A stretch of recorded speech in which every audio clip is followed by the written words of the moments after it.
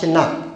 দেখেন আল্লাহ রাসূল বলছেন 6 ওই ব্যক্তিকে আল্লাহ সুবহানাহু ওয়া তাআলা আরশের ছায়ার নিচে ছায়া দিবেন, যেই দিন তার আরশের ছায়া ব্যতীত ছায়া থাকবে না।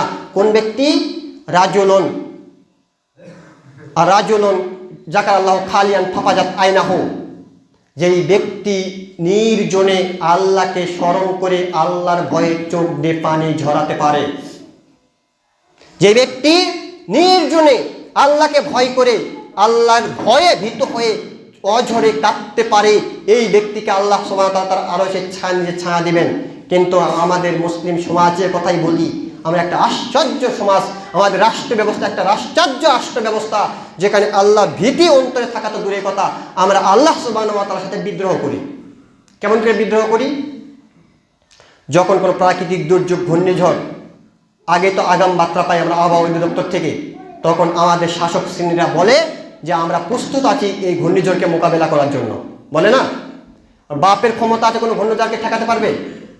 এই যে মিনিটে মিনিটে ভূমিকম্প হচ্ছে কয়েকদিন পর পর, কই রাষ্ট্র ক্ষমতা তোমার এতই শক্তিশালী, একটা ভূমিকম্পতে তুমি ফিরিয়ে দিতে পারলে না বাংলাদেশের সীমানা থেকে?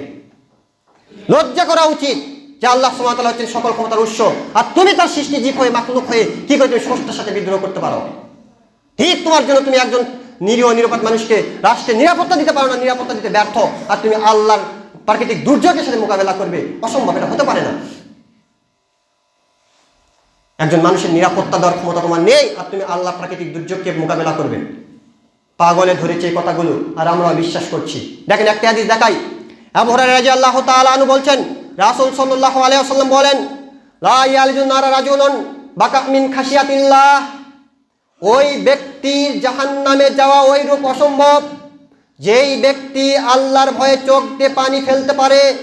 হাত্তা ইউদালা মানুন ফিল জারএ, যেমন ভাবে গাভীর উলান থেকে বাটের মধ্য দিয়ে দুধ টেনে বের করার পরে আবার ওই পরিমাণ দুধ বাটের মধ্য দিয়ে উলানে ফিরিয়ে দেওয়া অসম্ভব।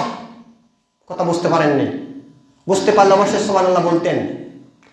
একজন ব্যক্তি, যেই ব্যক্তি চোখ দিয়ে আল্লাহর ভয়ে পানি ফেলতে পারে, ওই ব্যক্তি জাহান্নামে যাওয়া ওই রূপ অসম্ভব যেই রূপ অসম্ভব গাভীর উলান থেকে বাটের মধ্য দিয়ে দুধ টেনে বের করার পরে আবার ওই পরিমাণ দুধ বাটের মধ্য দিয়ে উলানে ফিরিয়ে দেওয়া অসম্ভব। পারবে? ক্ষমতা আছে কারো? কোনো মেশিন আবিষ্কার হয়েছে? কিয়ামত পর্যন্ত হবে না, অসম্ভব, এটা হতে পারে না।